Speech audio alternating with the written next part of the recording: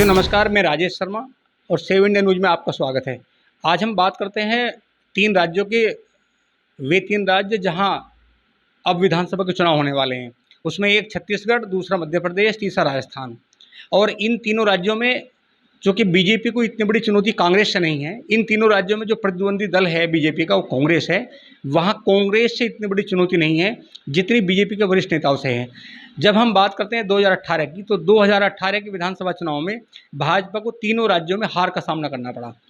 छत्तीसगढ़ और राजस्थान में कांग्रेस की स्थिति बहुत मजबूत थी, वहाँ बीजेपी सरकार बदलने में नाकामयाब रही। लेकिन मध्य प्रदेश में ज्योतिरादित्य सिंधिया को लेकर बीजेपी ने एक बड़ा दांव खेला और कांग्रेस के कमलनाथ को पलट दिया और वहाँ शिवराज सिंह एक बार फिर मध्य प्रदेश के मुख्यमंत्री बने। हालांकि अब इन तीनों राज्यों में विधानसभा चुनाव है। अब विधानसभा चुनाव में कांग्रेस से बड़ी चुनौती बीजेपी के बड़े धुरंधर नेता ही बीजेपी के लिए मुसीबत बने हैं। जब हम बात करते हैं छत्तीसगढ़ की, चूँकि रमन सिंह छत्तीसगढ़ के 3 बार मुख्यमंत्री रहे और 3 बार मुख्यमंत्री, उनका कद बड़ा है। उन्हें लग रहा है कि बीजेपी आलाकमान की ओर से उनका कद घटाया जा रहा है। इसीलिए पिछले लगभग 3 सालों से वो भाजपा की किसी बड़ी रैली में सक्रिय नहीं हो रहे और आजकल वो बीजेपी के विरोध में हैं।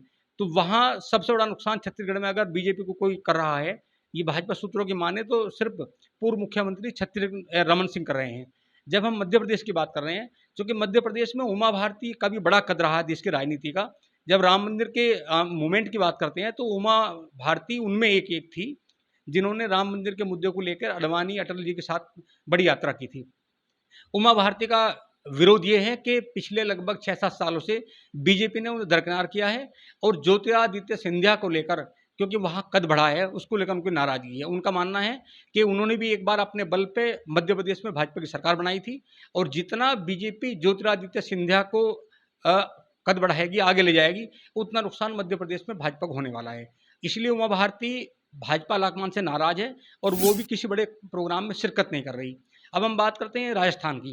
राजस्थान ऐसा राज्य है कि वहाँ हर 5 साल में सरकार बदलती है और जिस तरह कांग्रेस के लिए अशोक गहलोत एक बड़ा चेहरा है कांग्रेस में, इसी तरह बीजेपी के लिए वसुंधरा राजे एक बड़ा चेहरा है, क्योंकि वो कई बार मुख्यमंत्री रही हैं।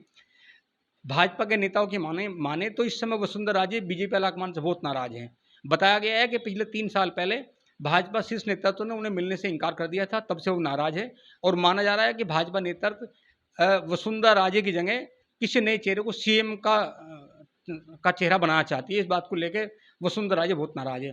ये माना जाता है कि राजस्थान में 200 सीट हैं और 200 विधानसभा सीट में 60 विधानसभा सीट ऐसी हैं जिन्हें अकेले वसुंधरा राजे प्रभावित करती है। तो अब लोगों का मानना है, बीजेपी के रणनीतिकारों का मानना है कि इन तीनों राज्यों में जितनी बड़ी चुनौती भाजपा के वरिष्ठ नेताओं से है, इतनी बड़ी चुनौती कांग्रेस से नहीं है। तो आप लगातार देखते रहिए save India news. Rajesh Sharma, नमस्कार।